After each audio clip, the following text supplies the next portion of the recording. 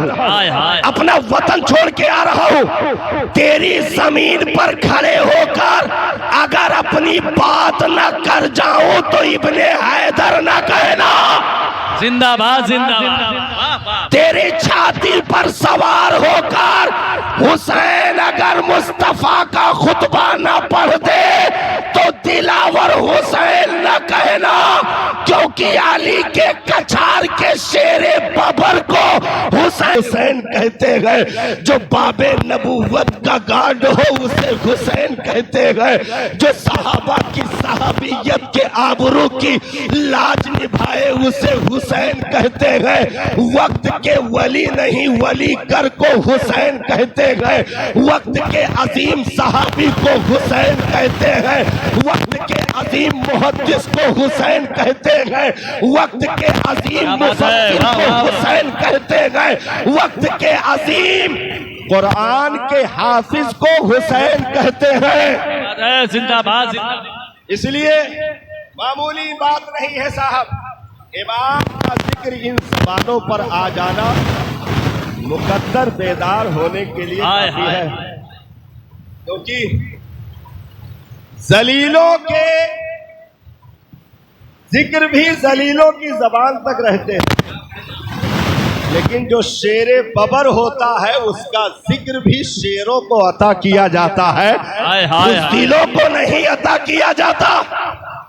अभी करीब से मुहर्रम का अशरा गुजरा, यहाँ से लेकर के उतरौला, बस्ती, खलीलाबाद और अतराफो जमानिब में अरबों की तादाद में इन हुसैनियों ने हुसैन का लंगर लुटा कर बता दिया, यजीदियों कल भी तुम्हारे मुंह पर तमाचा था, आज भी है और हमेशा रहेगा, क्योंकि हुसैन जिंदा है, हुसैन की तहरीक जिंदा है, हुसैन का मिशन जिंदा है, हुसैन के रास्ते जिंदा है, हुसैन की तबलीग जिंदा है, हुसैन की फिक्र जिंदा है, हुसैन के तमद्दुन जिंदा है, हुसैन की सीरत जिंदा है, हुसैन की सकाफत जिंदा है, हुसैन के अखलाक जिंदा है, हुसैन की सीरत जिंदा है, हुसैन का किरदार जिंदा है, हुसैन खुद जिंदा है, मानने वाले भी जिंदा हैं।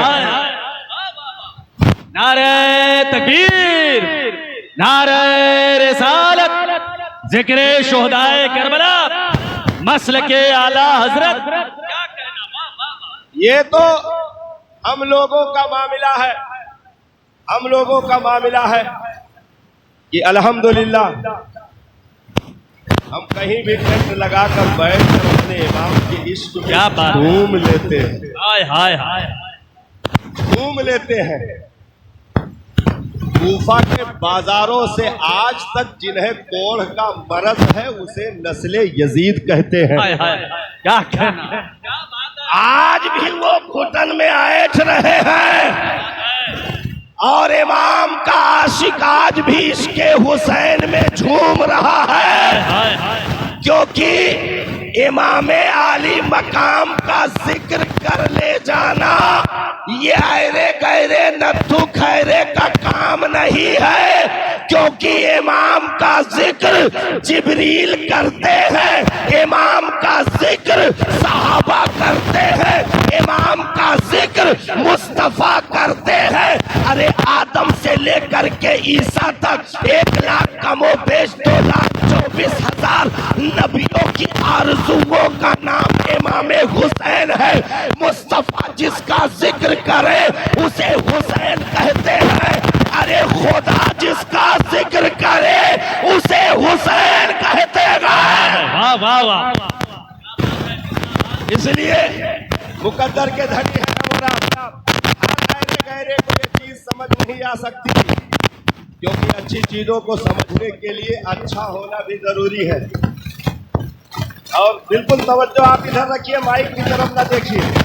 मौलाना सदर माइक के भी बोलने की जुरात रख सकता है, लेकिन माइक में जान आने लगी है, जान आने लगी, आप भागिएगा नहीं। जिसके इंतजार में है वो मेहमान हमने छुपा के रखा है, बस अनकरीब आपका सामना हो जाएगा, कुछ देर हमें भी सुन लीजिए। तो हाँ, ये चीज एक बारीक बात कह के गुजर जाओ, फिर आगे बात हो जाए। इमाम का जिक्र करने के लिए असली और नस्ली होना जरूरी है।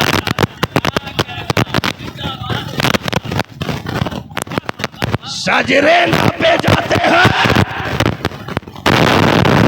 माँ बाप में खताएं मिली तो ऐसे हराम की नस्लों को इमाम नहीं दिए जाते, क्योंकि नस्लें जिनकी बर्बाद होती है वो खुद भी बर्बाद, वो घटा टोप तारीकियों में घूमते मर जाते हैं। इमाम नहीं मिलता, जिनकी नस्लें पेवर होती है उन्हें इमाम नहीं, इमाम हुसैन दिए जाते हैं। नारे तकबीर, नारे रिसालत, जिक्रे शोहदाए करबला। इसलिए वाह वाह वाह, इमाम हुसैन को दुनिया वाह, वाह, समझ ना सकी साहब। इन लोगों ने समझा कि ये मदीना से मक्का का सफर, मक्का से कूफा का सफर कैसे होगा। हमने कहा दलीलों में ऐसे आलमे अरवाह में लिखी गई इबारतों का तर्जमा है इमाम का सफर। हाय हाय, आलमे अरवाह में लिखी गई इबारतों का वाह वाह, तर्जमा है इमाम का सफर। और तुमना और सुनो, शहर मदीना छोड़ना ये कोई आसान काम नहीं है।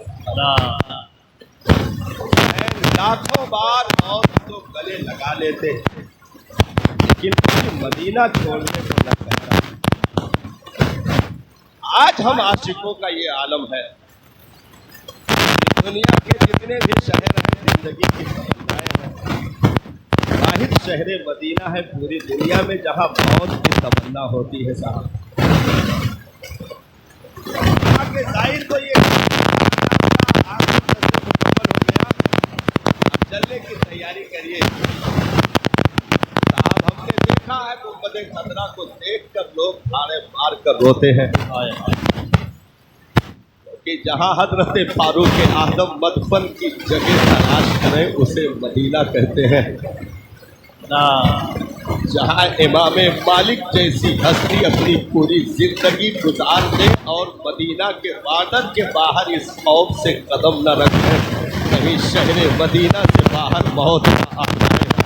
तो जिस मिट्टी पर मरने की तमन्ना सहाबा करें, औलिया करें, ताबईन करें, उसे शहर मदीना कहते हैं। जहाँ नबी अपने गिरीबान का बटन खोल करके मदीना के सरहद में दाखिल हो और जोर जोर से सांसें ले, साहबा अर्ज करे आका ये क्या है।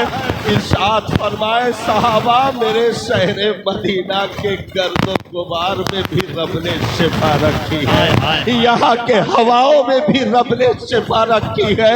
वो शहर मदीना जहाँ हुसैन का बचपन गुजरे उसे मदीना कहते गए, जहाँ अली के शफ़क़तों की उंगलियां मिले उसे मदीना कहते हैं, जहाँ सैयदा के हाथों का लुक़मा मिले उसे मदीना कहते हैं, जहाँ मुस्तफ़ा जाने रहमत की लोरियां मिले उसे मदीना कहते गए। तो बचपन के अदाओं की उन यादों में और जिंदगी के हसीन ख्वाबों की ताबीरों में जिस शहर मदीना को रब ने रखा हो, हुसैन ने वो शहर छोड़ने का फैसला, वो शहर छोड़ने का फैसला किया। दलीलों ने ये समझा कि हुकूमत का मामला था, हुकूमत के तलबी के लिए हुसैन चले गए। हमने कहा नादानो तुमने हुसैन को सीखा नहीं, हुसैन अपनी जूतियां फेंक दे मक्का चले गए, वहां से कूफा का सफर कर लिया। ना ना, एक एक कदम में दास्ताने मौजूद है हुसैन के। अल्लाह, हुसैन भाई आम आदमी चले तो सोच समझ के चलता है, कोई आलिम चले तो और सोच समझ के चलता है, क्या कहना, कोई पीर चले तो और सोच समझ के कदम रखता है, कोई वली चले तो फिर और सोच समझ के कदम रखता है। हुसैन चले तो क्या बेसोचे समझे मामला था। हुसैन का एक एक कदम उम्मत का उठान है, यजीदियत का सवाल है। क्या बात है, क्या कह। और हुसैन को ये मालूम था, मेरे इमाम को ये मालूम था कि अगर मदीना में कुछ देर और रुका तो फौज आएगी, गिरफ्तार कर ले जाएगी। हमने कहा इमाम रुके रहते, गिरफ्तारी हो जाती तो क्या होता। मक्का में कुछ दिन और रुके होते, गिरफ्तारी आ जाती। नुकसान क्या था? गोया इमाम की सीरत ये बोल रही है, नादानो नुकसान नहीं, कयामत तक के लिए बहुत बड़ा दाग था, बहुत बड़ा दाग था। क्या बात है। और ये तारीख बयान की जाती कि हुसैन भाग रहे थे, यजीदियों ने खदेड़ के पकड़ लिया, कहा आ रहा हूं, आ रहा हूं, अपना शहर छोड़ के आ रहा हूं। क्या बात है, क्या कह। अपने लोगों को छोड़ के आ रहा हूं, अपना वतन छोड़ के आ रहा हूं। तेरी जमीन पर खड़े होकर अगर अपनी बात न कर जाऊं तो इब्ने हैदर न कहना। जिंदाबाद जिंदाबाद। तेरी छाती पर सवार होकर हुसैन अगर मुस्तफा का खुतबा न पढ़ दे तो दिलावर हुसैन न कहना, क्योंकि अली के कछार के शेरे बबर को हुसैन कहते गए। हैदर के झाड़ियों में छुपे हुए निकलने वाले शेरे बबर को हुसैन कहते गए। इसलिए हुसैन का सफर ये कोई क्या बात है, गफलत का सफर नहीं था या बेसोचे समझे सफर नहीं था साहब, बल्कि हुसैन आदम को पल पल मालूम था कि हम कहां जा रहे हैं। हाय हाय हाय। जैसे लोग पढ़ते नहीं है, धोखे से कूफा बुलाया गया, धोखे से मेहमान बनाया गया, धोखे से सताया गया। हमने कहा चुप चुप चुप। धोखे में वो होगा जिसकी निगाहों में माजी हाल मुस्तकबिल अंधेरे में हो। वो इमाम धोखे में नहीं हो सकता है जो अपनी निगाहों से मदीना की जमीन से बहुत कुछ देख रहा हो। अल्लाह। धोखे में इमाम नहीं यजीदी थे। क्या बात है। धोखे में इमाम नहीं यजीदी थे, जो बर वक्त नवासे रसूल की कीमत न पहचान सके, उनकी जात न पहचान सके, उनकी शख्सियत न पहचान सके, कदे हुसैन को न जान सके, मर्तबे हुसैन को न जान सके, मुस्तफा के दुलारे को न जान सके, अली के चहीते को न जान सके। अरे धोखे में यजीदी थे, मेरा इमाम धोखे में नहीं था, क्योंकि जिसके मक्तल की मिट्टी नाना के गोद में लाकर दी जाए वो धोखे में नहीं हो सकता। जिसके नाना के गोद में लेटे हुए दास्ताने करबला फरिश्तों की ज़बानी सुनने को मिल जाए वो धोखे में नहीं हो सकता। जिसके लिए पल पल दुआएं करबला के कामयाबी के लिए मां सैयदा मुसल्ले पर मांगे वो धोखे में नहीं हो सकता। जिसके साबित कदमी की दुआएं शेरे खुदा करके जाए वो हुसैन धोखे में नहीं हो सकता। यजीदी धोखे में थे जो हुसैन को पहचान न सके साहब। क्या बात है। हुसैन को पहचान न सके, क्योंकि हुसैन आदम का सफर ये मामूली सफर नहीं है। अल्लाह। भाई मामूली सफर कैसे होगा? एक तो शहर मदीना छूटा, वो काबा जिसको पैदल चलकर इमाम ने 25 हज कर डाला हो। हाय हाय हाय। अल्लाह अल्लाह। हज के अय्याम करीब थे साहब। 3 जुल्हिज्जा सन 60 हिजरी को इमाम हुसैन मक्का से कूफा के लिए रवाना हुए। हज के अय्याम चल रहे हैं, हज के अय्याम चल रहे हैं। पूरी दुनिया से सिमट करके अहले दिल जलवे काबा देखने के लिए बेतावाना दौड़े चले आ रहे हैं, और इमाम हुसैन है कि मक्का से कूफा जा रहे हैं। ये कोई भूल भुलैये की कहानी नहीं है साहब। हाय हाय। जिस इमाम ने 25 हज पैदल